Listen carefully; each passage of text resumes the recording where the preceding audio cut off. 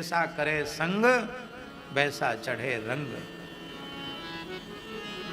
जैसा पीवे पानी वैसी बोले बानी, जैसा खाए अन्न वैसा होए मन। साधु को विद्यार्थियों के बीच में नहीं रहना चाहिए, अब विद्यार्थी को साधु के बीच में नहीं रहना चाहिए। हाँ? विद्यार्थी साधुओं के बीच में रहेगा कबू ना कबू तो बाबा जी बन ही जाएगा। एक बार तो मनमोहन शरण जी ऐसा हुआ, हमारे पास पढ़ने वाले जितने विद्यार्थी सब साधु हो गए।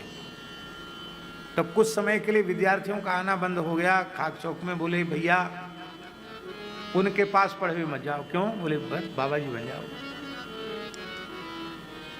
श्री मदन मोहन दास जी, गंगादास जी, दीनबंधु दास जी और ये सब कई नाम हैं, ये सब विद्यार्थी जीवन में ही आए थे पढ़ने। कोई बाबा जीवन में आएगा?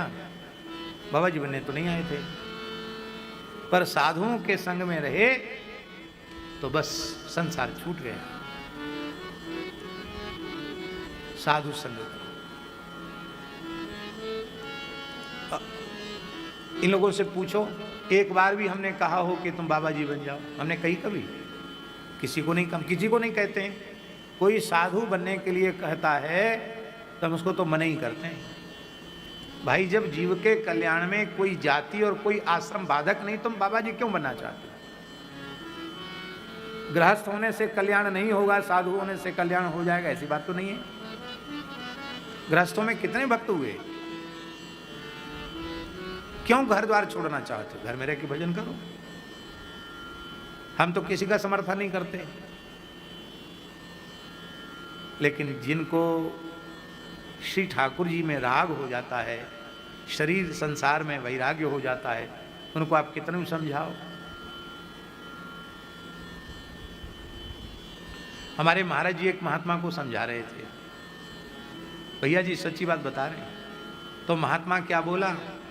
बोले महाराज जी आप हमें तो समझा रहे, आप खुद क्यों नहीं समझे? महाराज जी बोले हम समझे नहीं, क्या बात कह रहे हो? बोले आप क्यों बाबा जी बन गए?